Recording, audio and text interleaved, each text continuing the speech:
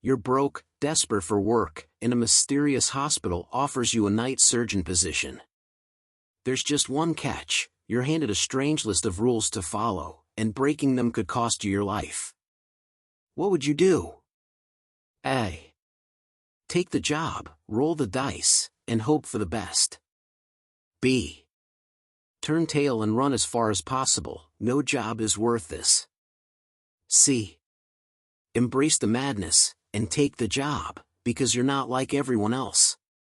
Let me tell you what I did. I had been job hunting for months after my previous hospital shut down. No one was hiring, and bills were piling up. So, when I finally got a call from a small, seemingly unknown hospital offering me a position as a night surgeon, I didn't ask too many questions. The pay was decent, and the schedule would give me time to adjust to my new life. The only catch? They had rules. A strange, specific set of rules that I was told I must follow. The hospital was isolated, located in a rural area with very few patients. It was the middle of the night, and the whole place felt eerily quiet. The hospital had a small crew at night: me, the only doctor on call, one nurse, and a supervisor who was on another floor.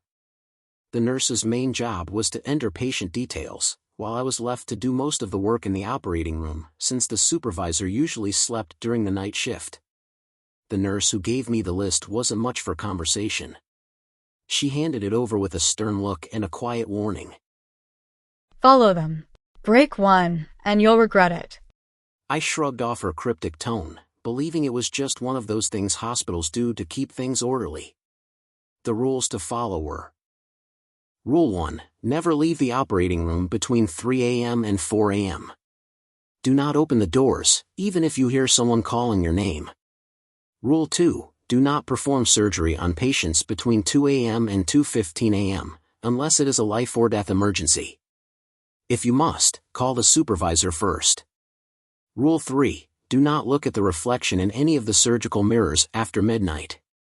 If the reflection moves without you, do not make eye contact. Rule 4. Always make sure to keep count of your surgical instruments. If one is missing, leave the room immediately until 4 a.m. Rule 5. If the lights flicker in the operating room, stop immediately and leave the room. Do not question it, it will be fixed soon, and then you can re-enter. These rules were a bit crazy, and I didn't thought they were serious. The first few hours passed like any normal night shift in the operating room. The hospital was mostly quiet, with only a few emergency cases. But around 2 a.m., things began to feel off. A strange, heavy silence settled over the halls. I couldn't shake the feeling that something was watching me. As I began prepping for surgery, the clock struck 2 a.m., and a patient was wheeled in with severe abdominal pain. She was a young woman, pale and sweating, clearly in distress. The surgeon on duty had left for a break, and it was just me now. I hesitated. The first rule said I couldn't perform surgery between 2 a.m. and 2:15 a.m. unless it was an emergency. But this was an emergency. The patient's pulse was erratic, and her condition was deteriorating fast. I remembered the second part of the rule: call the supervisor first. But the phone lines were down. I dialed and dialed, but there was no response. Panic began to rise in my chest as I glanced at the clock. 2:10 a.m. I made the decision. I had to operate. I quickly began the procedure, but as I cut, I felt something strange. The room felt colder, the air thicker. I looked up at the surgical mirror and froze. My reflection was moving, without me. I did everything I could to ignore it, but the reflection seemed to be following my every movement, even though I wasn't moving. It began to smile, a wide, twisted smile. I felt my heart race. Do not make eye contact. I turned away, not daring to look at the mirror again. But as I focused back on the patient, I could hear faint whispers, my name being called. The operation had gone smoothly, or so I thought. I finished my work, and as I began cleaning the instruments, a sudden, cold realization hit me. One of the surgical blades was missing. I stopped. My heart dropped into my stomach. Where is it?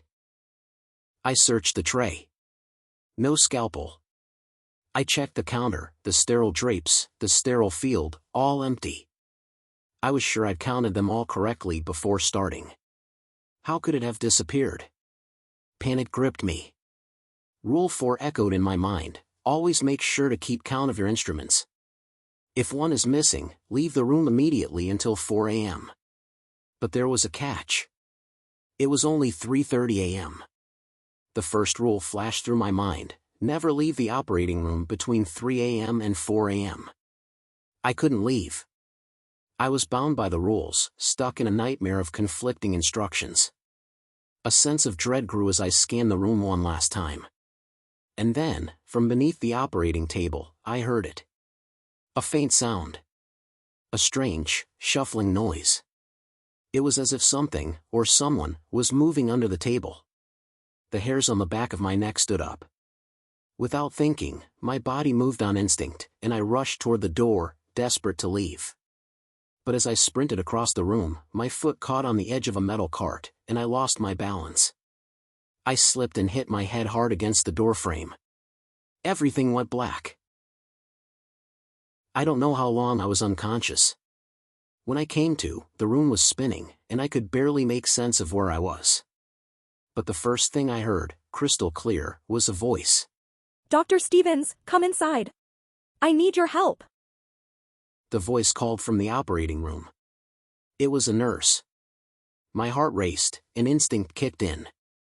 The rules screamed in my head: don't go inside. Don't break the rule. But I couldn't stop myself. The call was too urgent, too pleading. I forced myself to my feet and stumbled back into the operating room. As I pushed open the door, I froze. In the far corner of the room stood a nurse, her back to me. In her hand, she held the missing scalpel. I blinked in confusion. Was that my scalpel? She turned around slowly, her eyes wide and bloodshot. And then I saw it. Her mouth, cut open from ear to ear, the blood dripping down her chin and soaking her uniform. Do you think I have the prettiest smile?